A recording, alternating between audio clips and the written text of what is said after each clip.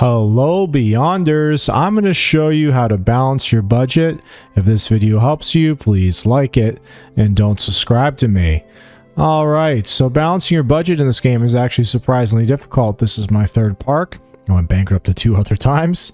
And I have a few tips for you if you're going bankrupt. First tip is actually don't do too many roller coasters or any roller coasters in the beginning.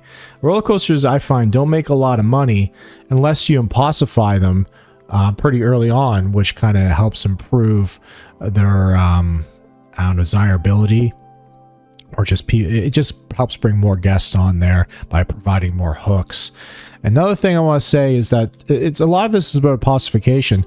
Don't impossify any rides in the beginning. Nearly none. I've impossified one ride so far, this one right here, and it hasn't resulted in money, in a lot of money at all, really. Alright, so one thing that is going to be your most expensive thing in the park is your staff. As you can see, I'm nearly spending $4,000 on staff alone. Alright, so let's just go through the staff. I'm going to talk about that real quick. So you want to try and avoid hiring too much staff. So you got to help the staff you currently have. Luckily enough, when your staff has been working for a while, they get more experience, and each time they get a star in experience is going to give them another 10% in efficiency. And then when they get up there a little higher, you're going to want to give them raises like this and get that efficiency up to nearly 200%, because that's like having 2 janitors for the price of like just a little more expensive than one. So like for an extra $40, less than $40 really, a month, you're gonna get a better janitor. Basically 2 janitors, really. So I wait for the experience to go up a little bit. Luckily enough, actually, you don't have to pay that much more, even if they aren't that experienced. So it's probably smart to kind of give, if you have the money, to give them more money before hiring another one. All right, this is especially important as well. And then, so another thing I'm going to talk about quickly before I move on is that you're going to apostrophe your staff. So you can click on the apostrophe button, and then you can find the staff and just click on them and apostrophe them.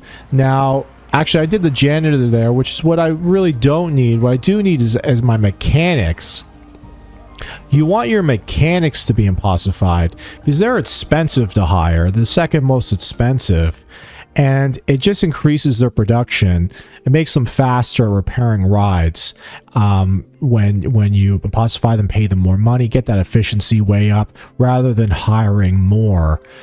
This is going to save you a lot of money in your budget because their staff is what's going to really nail you down. You know, so I got 5 maintenance guys with me, and I had quite a few rides, I had quite a few shops, and I'm doing okay. I did worse before with double the maintenance guys and nearly the same amount of shops and what's it called, rides. All right, so it's the same thing again. The maintenance person is kind of the same thing for your paramedics. Paramedics are very expensive, so you should really be impossifying them to increase their efficiency. All it does is make them faster at healing people. So you should impossify them before you hire more. You should pay them more before you hire more. Because look, it's $300 a month I'm paying these guys. I might as well up them and get that efficiency bonus, and then don't hire more. All right. Now, the entertainers as well, it's pretty much the same thing. The entertainers are so cheap that I sometimes hire more than I need. They increase fun bonus, which is kind of important. But we're just talking about budget right now.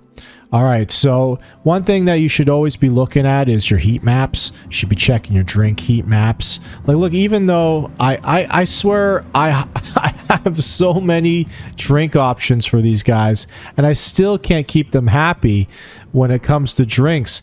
When you design your park, like the way I got my park designed now, I used to put the rides really close to the roads, and now I got the rides way back. And if anything, they're not even far enough back because I need more space for some more shops. If you keep them far back, you'll have a lot of space for shops, but I might start like kind of pushing back even further so I can get kind of 2 shops in a space. because I'm full of shops, and they all make money. Most of them make more money than rides. All right, even vending machines will sometimes make more money than rides. I'm making $200 in this vending machine. How much am I making on this ride? All right, $200. So I was making more on that vending machine. So you should, if you don't want to run out of money and if you don't want to blow the budget or go beyond, like I'm making more money on my food and drinks than I am my rides. So you should be really focused on getting everybody fed. And again, I'm still not really doing the best job. I got a lot of people hungry and a lot of people thirsty, and I need to get, and the thing is with people with the NPCs in this game is they won't wait in line sometimes if you look at them, they'll say, I'm not waiting in this line, no, it's too long, what, rides are too long, lines are too long. So that's how they get like this. That's how they end up upset and leaving your park from being too thirsty, because I bet you, where's their comments? It's too busy, moving on. Too busy, too busy, moving on. Too busy, moving on. So that's what it is. It's not like I have a lack. It's just I need more. So sometimes I might build the same shops in each area. I worried about them competing with each other, but that's not the case. You need them. You just need them, right? So I always make sure to put it on pressured too, for all the shops that are always busy. Up the work mode to pressured, just to keep people happy. It doesn't necessarily make you more money, I noticed, because you can make it kind of lazy or like moderate. You'll make more money, but it takes even longer for your guests to be happy. So that's another thing so you should just avoid roller coasters, in my opinion, in the beginning until you've balanced your budget and you can afford the monthly costs of roller coasters, and pacify your staff first, and then pacify your what's it called, your shops next, because they give you nice little bonuses to fun, they give you bonuses to your stomach, nausea, which so it gives you a nausea bonus, so your guys will either recover nausea. I'm not sure, it doesn't say you recover nausea or if it just prevents nausea. Either way, nausea is expensive, because when you have to hire these these paramedics, they're like $215 a month, and when they get I'm now paying $378 a month for them. It's no good, right? So if you really want to balance that budget, you just got to be careful of what you're building. Focus on the shops, focus on the staff, and then do the rides. All right, and I would stick to the flat rides at first, and then do your roller coasters when you've got enough money and you know you're not going to bankrupt yourself. Okay, so that's all the tips I can really give you on how to balance a budget. If this video helped you, please like it, and don't subscribe to me. I want to thank my channel members. You guys are amazing. Thank you for the support. If you would like to support the channel by becoming a member, please do so, or super thanks, or for free, you can just watch another video.